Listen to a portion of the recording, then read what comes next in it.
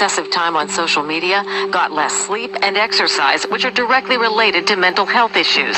Constantly connected, always on their phone. Studies show teens spend as much as 9 hours a day on social media. The pressure and always-on aspect of social media can be exhausting, raising concerns about the toll it's taking on teens' mental health. Experts say the takeaway for parents is to help kids find a healthy balance.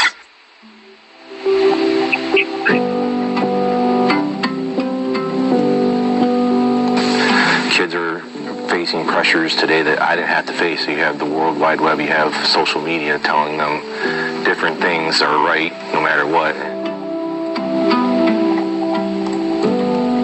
Iba ang pagpapalaki ng mga bata. Masyado marami silang rights. Hindi mo pwedeng basta paluin. Yung challenges dito sa US, sa North America, unang-una yung kultura. Iba yung kultura ng mga nakakasama nila sa eskwela. Kuya, mother of three. Ang takot ko, mawawala sila sa iglesia. Friends in the church that they can talk to makes a big difference, and us having other families that we can talk to makes a big difference. So the church is a huge help and foundation to help raising children.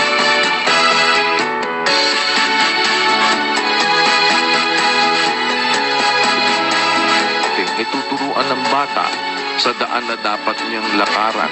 Ang reason, hindi dapat hiwalayan yun Para siya ang wika, turuan sa daan na dapat lakaran para sa pagtanda niya, hindi niya ito hihiwalayan. So ito na po yung i-practice natin, mga kapatid. And Kuya Daniel's teachings and the MCGI kids and teens really help out with that because they reinforce those rules and the teachings and the respect required between the children, and not just between the children to the parents, but the parents to the children as well.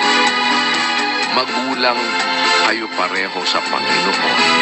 Tuturuan ang bata pa lang, ng daan na dapat niyang lakaran. Siguro kung sa ibang bagay nagmimitikuloso tayo ng pagsunod sa nitty-gritty ng bawat bagay na ginagawa. Sabi nga ng kapatid na Edith, pagpara sa Diyos, let's do our best. To the best of our ability, because our God deserves the best.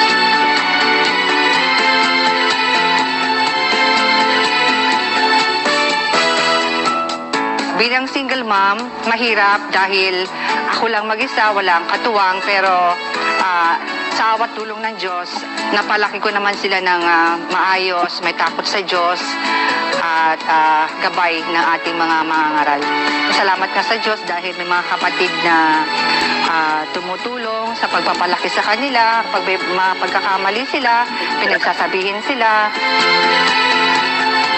Napakahalaga po na kahit gaano kabisi po ang ating buhay bilang may mga anak, napakahalaga po talaga na maglaan ng time para sa isa't isa. Sabi nga po ni Kuya na time sa mag-asawa ay napaka-importante dahil dun lalong nahuhubog ang pagmamahalan ng isa't isa. My own personal difficulty is being away from my family because I came here on my own. I'm not able to talk with my family as often. Like the only times I can talk with them or like my blood relatives is over a phone call for a couple minutes. I hardly feel any loneliness whenever I'm in the Lakas. Here, I really do feel the love of the brethren, and it's really the one that is able to help me keep on going. Because if there are ever any challenges, who can I rely on? God and the kapatid. God can provide me with people that can support me and help me to continue to move on. First time talaga na walang gadget. Talagang sa family day na yun, makita mo talaga na mabibigyan mo ng time yung isa't isa kasi walang ang gadget. Salamat po, Kuya Daniel, at may isang araw na gano'n na binigay ninyo sa amin. Hindi po kami makinig mamasyal, pumunta sa kung saan man. Kaya salamat po sa Diyos kasi dahil po sa events na to, ito na po yung pasyal po namin bilang pamilya. Kasama po yung mga kapatid, masaya po, masaya. I'm very happy. I love being here. I love Family Day. It's really fun.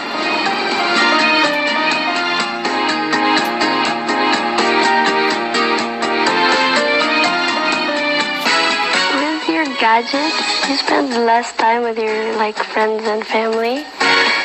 Without gadgets, you can spend a lot of time with them, having fun. That we should spend more time with our family and friends, so that because you don't know what's going to happen to them tomorrow, and that you might miss an opportunity to be with them again. Sobrang saya po namin mga mothers kasi po nagkaroon po kami ng isang makabuluhang oras kasama po ang aming mga kapamilya at mga kaibigan at mga kapatid sa pananampalataya. Let's grow and mature together. Pag-ibig!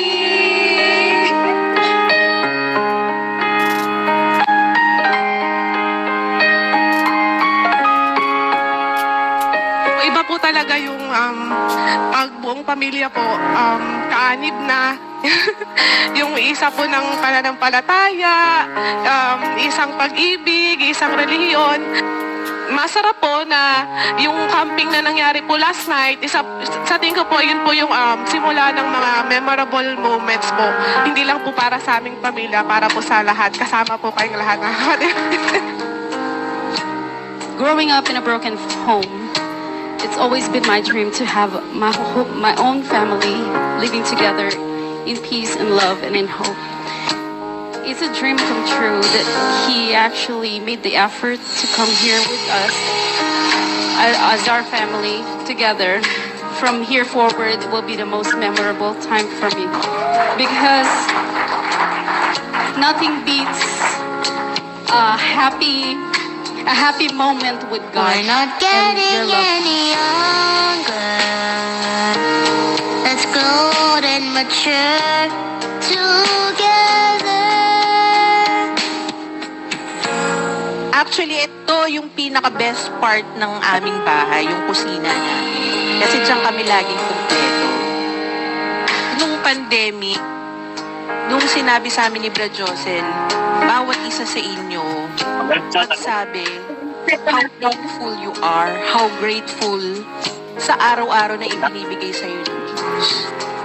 Salamat sa Diyos, isang bahayang kaming may takot sa Diyos na na-appreciate yung pagmamahal ibinibigay ng Diyos. Bawat lakas, sakit, pagsubok, buo kaming pamilya na lumalakad sa tinuturo niyang aral sa atin. We have to thank God every day. Tomorrow is something that you cannot boast of. Grown and mature together. Let's make the most out of it. In Christ, we will make it. Each day will be the best, a day better than the rest. We want to make every day the best. Narinig ko na rin kay Kuya yun. Treat each day as your last day and make it the best day of your life. And so if today is the best day, it should be a better day than yesterday. And be with him forever.